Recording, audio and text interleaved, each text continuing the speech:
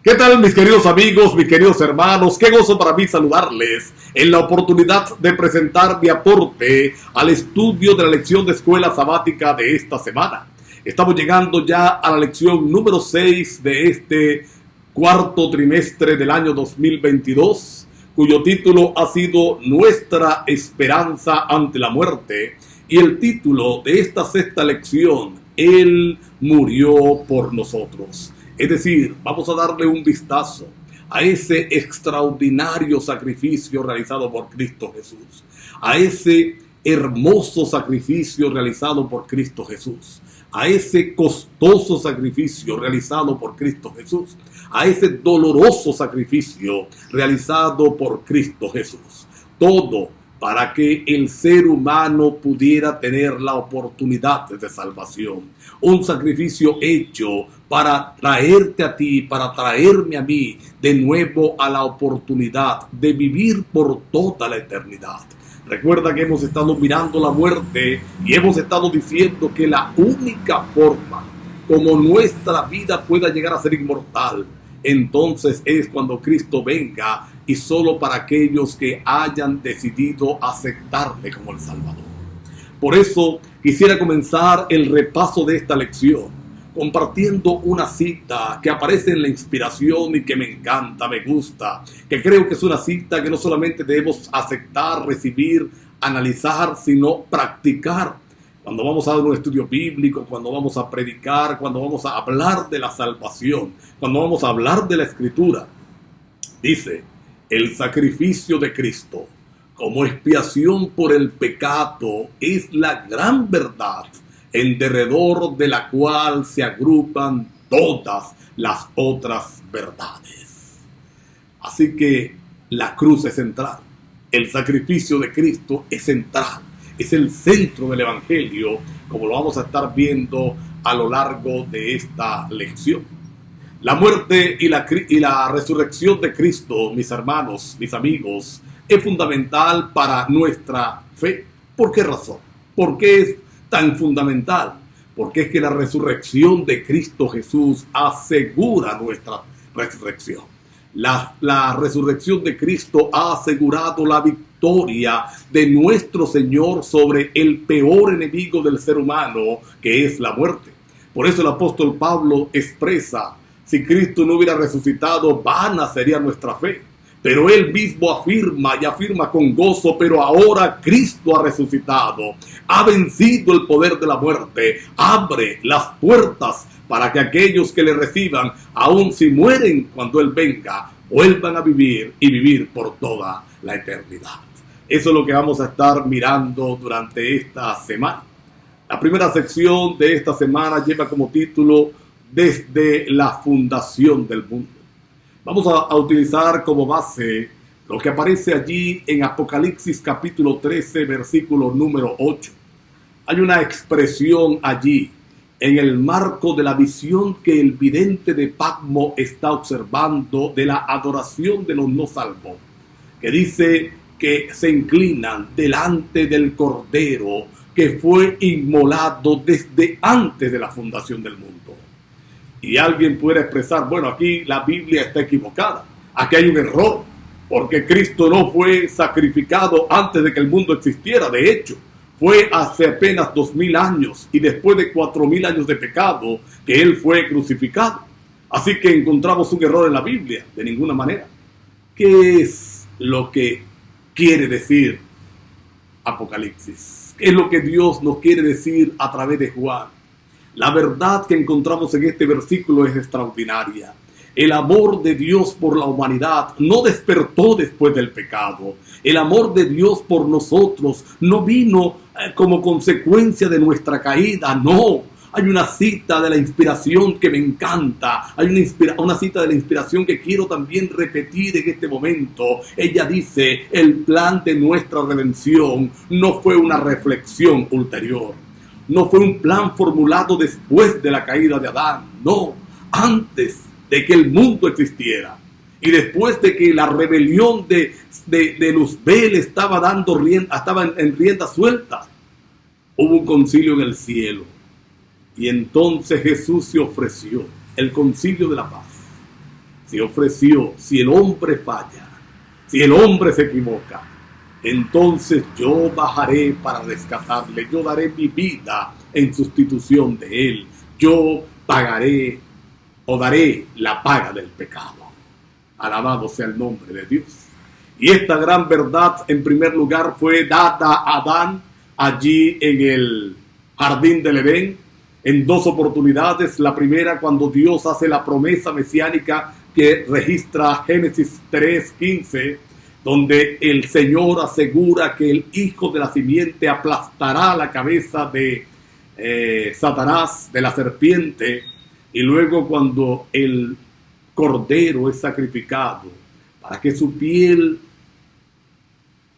cubra la desnudez de Adán y de Eva, allí Eva percibió en acción lo que sería la muerte del Cordero de Dios, la muerte de Jesús, para cubrir nuestra desnudez, para tomar en cuenta nuestras necesidades, para darle salida y sentido a nuestra vida.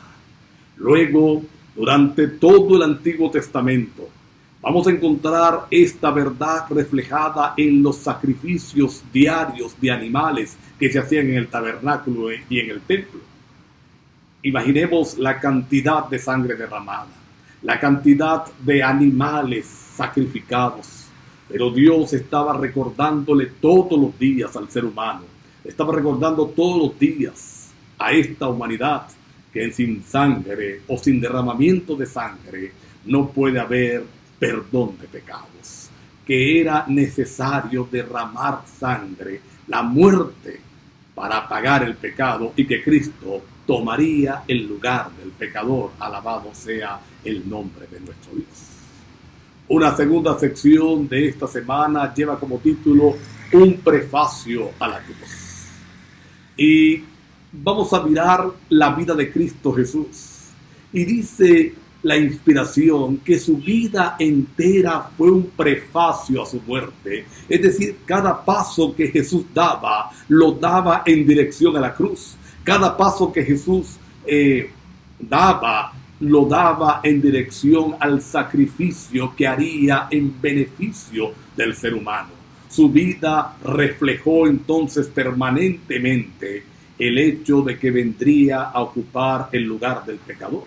De hecho, repetidamente, varias veces Jesús habló de su muerte. Repetidamente Jesús hizo referencia al sacrificio que había de hacer. En el último año de su ministerio enfatizó varias veces, pero los discípulos no entendieron. Y no entendieron por una razón. Creo que vale la pena enfatizar esa razón acá para comprender lo que puede ocurrir en nosotros. Una falsa teología arropaba la misión del Mesías. Habían comprendido mal la función que el Mesías habría de realizar en esta tierra. Habían tomado todas las profecías que hablaban de su victoria final como si fueran profecías para el momento, como si fueran profecías para su primera venida. Habían confundido que esas profecías que hablaban del Jesús triunfante se referían en ocasión de su segunda venida. Habían obviado, por ejemplo, Isaías capítulo 53, donde aparece el siervo sufriente y donde dice que daría la vida en rescate de muchos. No quisieron escuchar porque no estaban predicando, porque Jesús no estaba predicando lo que ellos querían oír. Y qué triste es saber que esa negligencia espiritual se sigue repitiendo. Seguimos queriendo escuchar lo que queremos escuchar. No nos gusta algo y entonces nuestros oídos se bloquean. De hecho, tenemos problemas ahora mismo con la teología acerca de la segunda venida de Jesús. Hay creencias populares que están en boga y que son, como dije, populares, pero que no muestran realmente lo que dice la palabra de Dios. Pudiéramos hablar del rapto secreto como una de esas tantas enseñanzas falsas acerca de la venida de Cristo Jesús. o de la falsa teoría, de la falsa teología que presenta la vida inmediatamente después de la muerte, que el alma va a un lugar a recibir entonces el premio o el castigo de acuerdo a su proceder. Tengamos cuidado, mis queridos hermanos, tengamos cuidado, mis queridos amigos. Vamos a pedirle al Señor que cada vez que la Biblia sea abierta delante de nosotros y Él hable, nuestro corazón y nuestra mente estén dispuestos a aceptar lo que el Señor está diciendo, aunque muchas veces va a chocar con lo que yo creo. Así que hemos visto y miremos entonces esa vida abnegada de Cristo Jesús, concentrada en la función, concentrada en lo que había venido a hacer. He venido, dijo Él, para dar mi vida en rescate de muchos. Vine a buscar y a salvar a lo que se había perdido. Así que su vida fue un prefacio a la cruz. Una tercera sección en esta semana lleva el título de una de las palabras pronunciadas por Cristo Jesús ahí en la cruz del Calvario: consumado es. Y qué hermoso es entender, mis amigos, qué hermoso es entender, mis hermanos, qué extraordinario es saber que en la cruz a Cristo no lo sostuvieron los clavos. Cuando Pedro desenvainó aquella espada y tiró a matar y cortó la oreja del siervo del sacerdote llamado Malco, Cristo le dijo una gran verdad a Pedro. Cristo le dijo: mira, ¿tú crees que necesito tu ayuda para liberarme de esto? ¿Tú crees que necesito la ayuda humana para salir de esta situación? Yo puedo ahora mismo clamar a mi Padre y Él mandaría legiones de ángeles para que me liberaran y me llevaran al cielo. Lo ha podido hacer. Así que si Cristo se mantuvo en la cruz, se sostuvo en la cruz, fue porque tenía claro el plan de salvación por amor a ti, mi amigo, por amor a ti, mi hermano, mi hermana, mi amiga, por amor a mí, por amor a cada uno de nosotros. Entonces se sostuvo en la cruz del Calvario. Hebreos, capítulo número 12, hablando de esta escena macabra, dice el apóstol Pablo por inspiración divina que él miró entonces hacia lo futuro y vio el resultado del sacrificio, vio a los seres humanos salvos y eso le sostuvo en la cruz del Calvario. Ahora miren la paradoja interesante que encontramos. Sin duda allí se manifestó todo el odio de Satanás. La cruz fue instigada por Satanás. El hecho de que los sacerdotes, los escribas, el imperio romano se conjuraran para matarlo fue una obra diabólica, fue del diablo. Pero esa misma obra, qué interesante, trajo la derrota del enemigo. En la peor humillación de Cristo Jesús se logró la victoria para el ser humano y para todo el universo. Bendito sea el Señor. Cuando Cristo exclamó consumado es, entonces no solamente estaba diciendo que llegaba al fin de su doloroso sacrificio, sino que el plan de salvación estaba completo, que ya no habría excusa para perderse, y que si alguien se va a perder en el tiempo del fin, no será porque no hubo suficiente gracia para rescatarle. Así que, mis queridos amigos, mis queridos hermanos, creo que es un momento para agradecerle al Señor ese sacrificio, agradecerle el hecho de su amor tan extraordinario por nosotros, y el agradecimiento a Dios, a Jesús, no simplemente debe ser de palabra, no de boca. Ese agradecimiento debe salir de una vida que se entrega por completo a Él para servirle, para amarle, para obedecerle. Una vida que se entrega para expandir el reino de los cielos en esta tierra. Pero también vemos en este sacrificio la gravedad del pecado que llevó a la muerte al Hijo de Dios. Y la verdad de que no podemos hacer nada para salir de Él que no sea entregar nuestra vida al Señor. Coloquémonos en sus manos en el día de hoy.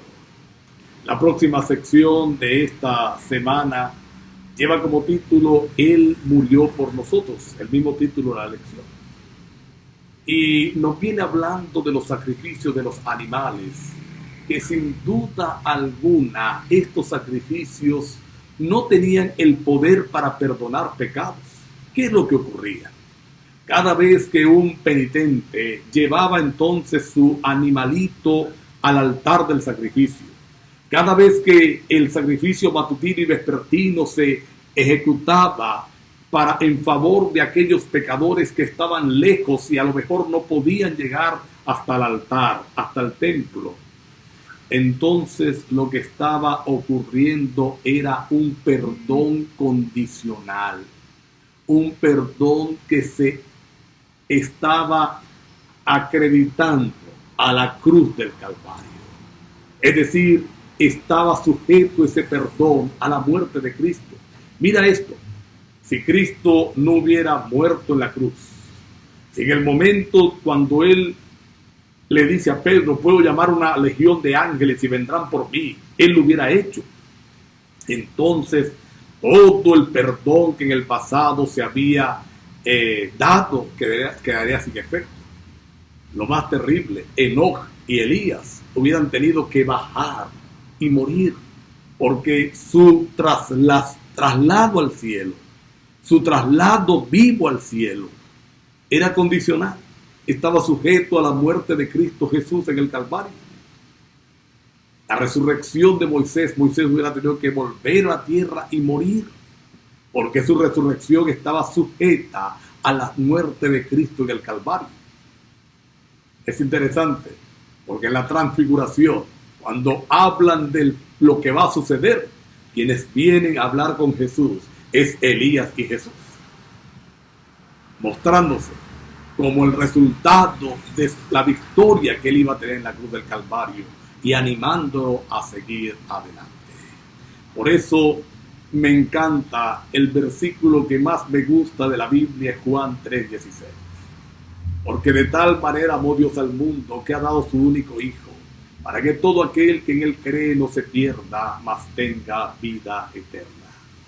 Y por muchas razones me gusta este versículo, pero hay algo por el cual me encanta, ¿sabes? Este versículo me fascina por la expresión para que todo aquel, y ahí termina la frase. No dice para que todo aquel bueno, para que todo aquel que nunca se equivoca, para que todo aquel que lo hace bien, para que todo aquel, te incluye a ti, me incluye a mí, te incluye a ti con tus errores, me incluye a mí con mis errores, te incluye a ti con tus debilidades, me incluye a mí con mis debilidades, con tus caídas, mis caídas. Pero si decidimos aceptar al Señor, si decidimos abrirle el corazón al Señor, entonces Él nos va a dar la victoria. A mí me encanta el pensamiento que aparece de Martín Lutero en la lección de este día. Palabras más, palabras menos, dice que el sacrificio de Cristo fue el altar donde Jesús vino trayendo su propia vida para salvar a la humanidad, donde fluyó todo el amor del cielo, donde fluyó todo el amor que había en su corazón para salvarnos. ¿Cómo es que podemos darle la espalda a un sacrificio tal? ¿Cómo es que podemos nosotros entonces no decidir por Jesús? ¿Cómo podemos darle la espalda al Salvador? Mira qué interesante. Si una sola alma hubiera respondido al sacrificio de Cristo, por esa sola alma, Cristo hubiera venido y hubiera hecho el sacrificio. Alabado sea el nombre del Señor. Y aunque el título de la lección es Él murió por nosotros, a mí me encanta decir que Él murió por mí. Y tú puedes decirlo también. Murió por ti, porque eso es lo que dice. Si una sola persona, esa sola persona puede haber sido yo, pudiste haber sido tú, murió por mí. Alabado sea el nombre del Señor. Y nuestra próxima sección, la última de esta semana, el significado de la cruz. Como ya lo dijimos, la cruz de Cristo es el centro mismo de la historia de la salvación. La cruz es es el centro de todo el mensaje apostólico, de todas las buenas nuevas de salvación. En la cruz del Calvario, entonces vamos a encontrar nosotros, tal como lo dice el libro La Cruz y su sombra, el encuentro, el enfrentamiento entre el amor infinito de Jesús y el egoísmo ilimitado del enemigo. Allí vertió el diablo todo su odio. Allí quedó desenmascarado delante de las huestes angélicas y de todo el universo. Allí quedó desenmascarado verdaderamente su plan. Pero también quedó bien establecida la verdad del Cristo amante, del Cristo que desea lo mejor para la humanidad. Allí quedó desenmascarado entonces en la mentira milenaria del diablo, de que Dios no era capaz de hacer nada por la humanidad, que no se sacrificaba, que solamente exigía. Allí estaba manifestado un Dios que se sacrifica por la humanidad. ¿Por qué? Y esto es bueno resaltarlo. Cristo no murió la muerte que muere el ser humano naturalmente, la que hemos visto algunos enfrentar y que quizás enfrentaremos nosotros si Cristo no viene todavía. Él en la cruz pagó la pena del pecado. Y la pena del pecado no es la muerte ahora. La pena del pecado es la segunda muerte. La muerte que no tiene otra vez, que no tiene resurrección. La que sufrirán aquellos impenitentes después que termine el milenio, después que acabe el milenio. Esa muerte fue la que murió Cristo en la cruz. Pagó el pecado. Hay por lo menos 5 aspectos importantes en la cruz del Calvario. 5 aspectos importantes en el sacrificio. Primero, la cruz del Calvario va a revelar la suprema justicia de Cristo. La paga del pecado es muerte. Y Él se ofreció para tener esa paga. Ya lo he dicho. Murió la segunda muerte. Murió la muerte eterna. Y usted pregunta, bueno, ¿cómo es que murió la muerte eterna y resucitó? Sí, porque murió la muerte eterna siendo hombre y resucitó porque es Dios. Pero allí vamos a ver entonces la revelación suprema de la justicia de Cristo. Si el pecado pudiera ser cambiado o pudiera ser disminuido, entonces la cruz no tendría razón. Si de verdad la ley pudiera cambiarse como algunos dicen, pudiera ser cambiada como algunos dicen, entonces la cruz no hubiera tenido necesidad de ser. Pero allí se revela perfectamente la justicia de Cristo. El segundo aspecto interesante es que revela, así como revela la justicia, revela el supremo amor de Jesús por la humanidad. Revela el amor extraordinario que siente por cada uno de nosotros. En tercer lugar, la cruz es la fuente de poder para romper cualquier cadena que nos ate al pecado en esta tierra. Para romper cualquier cadena que nos sujete al enemigo. No importa qué tan terrible sea esa cadena, no importa qué tan fuerte sea el amarre, si vamos al Cristo, si vamos a Jesús, Él romperá las cadenas del pecado, porque en la cruz Él manifestó el deseo de salvación, Él manifestó el deseo de hacerlo. Un cuarto aspecto es que la cruz muestra nuestra única esperanza. Y por último, el sacrificio de Jesús es el único antídoto para evitar una rebelión futura en el mundo venidero. Porque alguien pueda preguntarse, bueno, y si se vuelve a levantar otro ángel y vuelve a revelarse a alguien más, ¿qué pasará? La cruz del Calvario está allí. El sacrificio de Cristo está allí como el único antídoto para evitar que esto pase. Por eso el apóstol Pablo habla de la locura de la cruz, del Cristo crucificado, el Dios que se entregó por todos nosotros. Murió por ti, murió por mí. Murió para darnos salvación. Murió para darnos entonces esperanza, para darnos el consuelo necesario, para que la vida que ahora tenemos la podamos encontrar en victoria para nuestro Señor, la podamos dar en victoria. El sacrificio de Cristo fue muy grande. Por favor, no permitas que sea en vano para tu vida. Recíbele hoy, ábrele el corazón y permítele dar la victoria que tiene para con cada uno de nosotros. Que cuando Él venga por segunda vez, que cuando los cielos se abran para que nos encontremos con Jesús, entonces tú y yo podamos estar entre el grupo que se encontrará con Cristo en las mansiones celestiales. Que Dios te bendiga, que Dios te acompañe y Dios te dé la victoria, mi querido, mi amado hermano.